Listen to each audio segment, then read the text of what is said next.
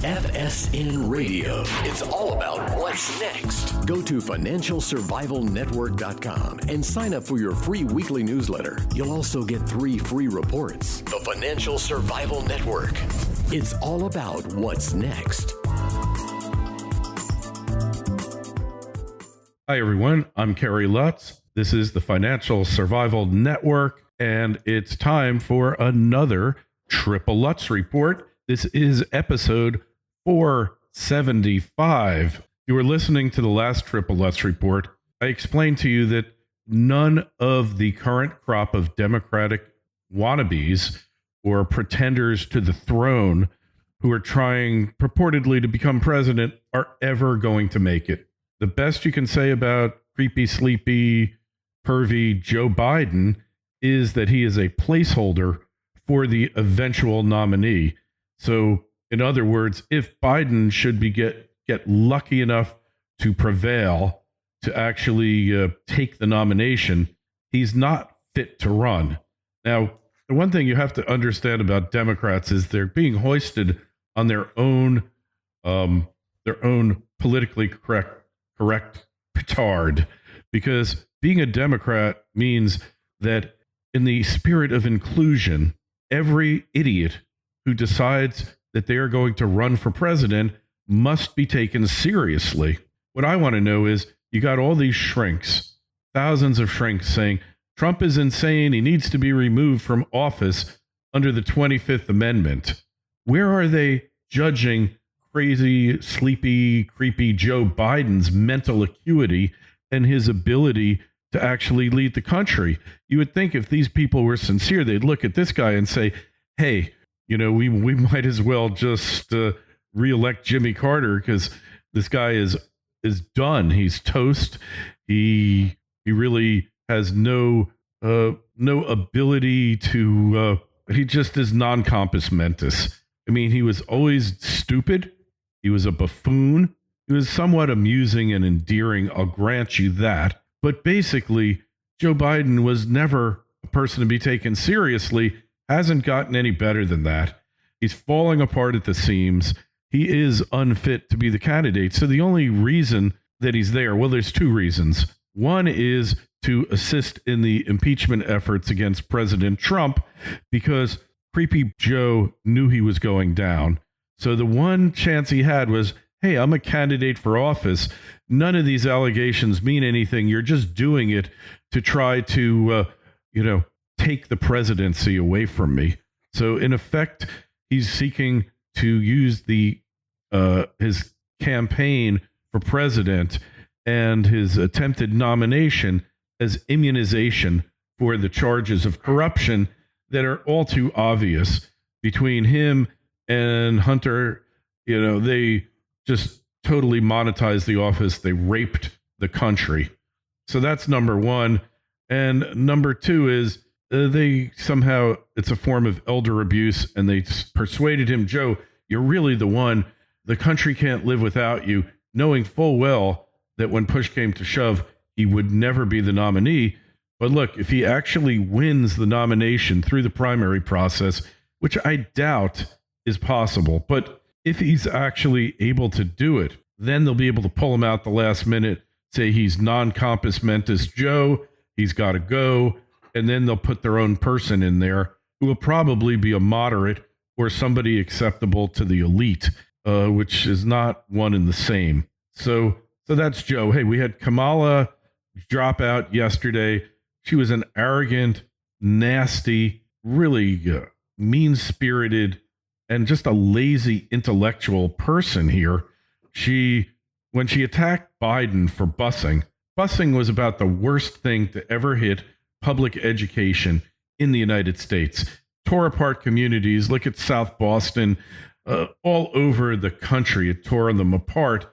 I'm not in favor of separate but equal, but forced busing to achieve this racial equality was a pipe dream. It was just never, ever going to happen. It was ill-conceived. It was an idea that only a Democrat or a judge could really love. And for her to attack Biden for being against forced busing for integration purposes is just wrong. I mean, in Florida, we spend hundreds of millions of dollars a year forcibly busing people all over the place. And what if we took that money from the busing and actually invested it in the schools? So what if there's a racial domination in one or the other? If it's a really good school and it's really getting the funds that it needs, let's give it a try. It's time to get rid of the remnants of this flawed desegregation nonsense. So that's Kamala. She's gone. Booker, not a real candidate. The elites convinced these people that they should run. Warren, it didn't take much to convince her because she knew she was born to be president anyway. Beto, because he collected so much money for his aborted or his defeated Senate campaign in Texas, he wasn't much better, and he didn't take much convincing. But Cory Booker and all of these other flakes, they have no chance here. Tulsi Gabbard, they didn't want her only because she's a spoiler. So anyways, we get to the convention. One of two things will have happened. Biden will have wrapped up the nomination in spite of his loss of mental faculties, or maybe because of it. Maybe he's just a guy that Democrats can wrap their arms around. Like I was saying, in the spirit of inclusivity, which is what the Democratic Party purports to be, it doesn't matter how incompetent you are, whether you're crazy, whether you're insane, whether you're hateful, bigoted, because there's a place for you in the Democratic Party. In the Republican Party, these people really didn't get taken seriously last time. Yes, they were up on the stage, but they weren't taken seriously. The caliber of the candidates from the last Republican go-round was far higher than the caliber of these Democrats. And nobody takes them seriously. It's still a center-right country, and these people do not have a prayer. They just don't have a prayer. So let's go. So one of two things happens. Biden is the nominee, and then he's removed for medical reasons, and the elites vote the person they want. Or we get to the convention and nobody has a majority. So who are we going to be left with? There's three potential candidates, in my opinion. Number one is Hillary Clinton. Number two is Andrew Cuomo. And really, if Hillary is going to be up there running, Cuomo probably won't be. And number three is Tim Walz, somebody you've never heard of, but he actually is the best candidate that the Democrats can put up. He's from Minnesota. He's not totally insanely liberal, although he is to the left of center. He looks kind of distinguished. He's everyman. He didn't go to great colleges. He's a non-elitist, and he hasn't screwed up Minnesota too terribly. Minnesota is a bit of a mess, but it's not as much of a mess as, say, California or Illinois. Other thing he has going for him is he's a midwestern governor. So that means that he'll be in a position to perhaps retain Minnesota, which the Democrats are in danger of losing. They haven't voted for a Republican, I think, since Bush 41 or Reagan. So we're looking at a long, long time ago, 30 odd years ago. If the Democrats lose Minnesota, they're toast. They're finished. It's over. And it looks like there's a very good chance that they might. And in any event, the Democrats will be forced to spend money to defend Minnesota because Trump came within 1.5 percentage points of winning in Minnesota, devoting zero resources and efforts. Now he's got a full-blown staff, campaign infrastructure there. He'll be visiting there 2 or 3 times. So that they have to do something. FSN Radio. It's all about what's next. Osino Resources is a Ross Beatty-backed gold exploration company in mining-friendly Namibia. Osino's district-scale land package is situated near 2 producing gold mines, one of which Osino's management team previously developed and sold to B2 Gold. Osino's founders and management are experienced mining professionals who have already successfully developed and sold 2 companies in the past 7 years. Osino has an excellent shareholder base with Ross Beatty owning 20%, insiders 5%, and Resource Capital Funds 8%. This is an exploration company with drills turning that you'll definitely want to pay attention to. Osino trades in New York under the ticker OSIIF and in Toronto under the ticker OSI. To learn more, go to osinoresources.com. That's osinoresources.com. The Financial Survival Network. It's all about what's next. Tim Walz makes the most sense. He's kind of a blank slate. Yeah, he's got a record. He was in Congress. He's not the brightest guy, but he's not a Biden. He's not a gaffe master. So I'm thinking he is a good possibility. Next is Andy Cuomo. So he comes from the Cuomo dynasty. His brother Chris is a propagandizer on CNN. He's a horrible governor. He's forbidden fracking from taking hold in upstate New York. He's tried crony capitalism with horrible results. New York State is a fiscal basket case. The only thing that keeps New York State going is the fact that Wall Street has had this remarkable 10-year run, but it's not going to continue on indefinitely. You have to realize that. So when we take all these things into account, he is articulate. He probably could go head-to-head with Trump on stage in the debates, but he's from New York. They don't need any more New Yorkers. I mean, that's hardcore blue. It's like taking a nominee from California or from Massachusetts. There's nothing to be gained there. So my guess is not likely. And then we have Hillary Clinton. She was just on Howard Stern today, had yet another coughing fit. There are serious questions about her health. In addition, well, the fact that this contrived electoral process is taking place, she's just Machiavellian enough to have put this in place because she knew that she could not win another series of primaries and probably is not physically fit to run for those primaries.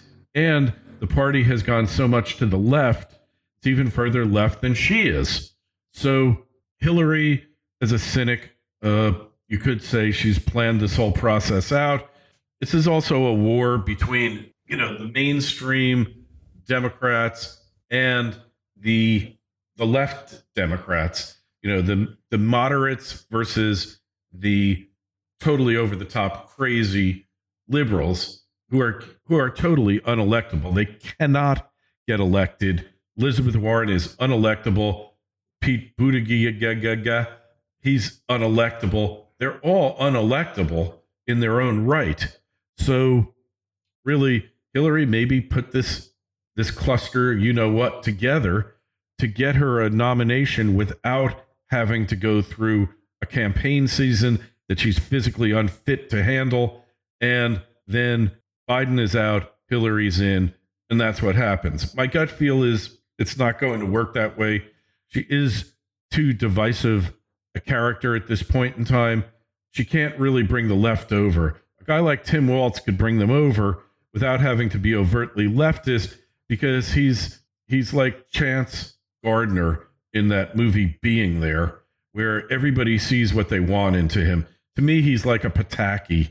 Nobody knew what a Pataki was until he became governor of New York. He had no positions, no nothing. Walz is a little more defined, but not terribly. Been a politician for a long time, but he looks like next door neighbor, like a guy you would have a beer with. If you were going to have a beer with Hillary, you would probably want to have it tested to make sure that there was no substances in there that could lead you to an untimely end. So that's what we've got there. Like I say, Cuomo, I just don't see him. Everyone hates him. He's a gun grabber. He's, advocated ejecting conservatives from New York State, that we don't need him, and he's well on his way to doing it. His economy there has performed horribly. So many reasons for it not to be a Cuomo nomination, but he's standing in the ready. And if he's called upon, no doubt he will go. So there you have it. And let's see if there's anyone else that really is of noteworthiness. I can't think of anyone. Michelle Obama is a name that's touted about quite a bit. It's true, the Obamas, the Clintons, and people with common sense are in a battle for the soul of the party. If it has a soul, Democratic Party has no soul, but for the direction of the party. Michelle Obama hated every moment she was in the White House, hated Barry, if she were to run for president, she would have to be with Barry nonstop. She's just not going to do it. The scowl, she's happy making hundreds of millions of dollars being out of the White House. So why would she screw up a good thing? I don't see it. They got their $16 million estate over at Martha's Vineyard. I guess she has the left side, he has the right side. They don't have to see each other more than once or twice a week.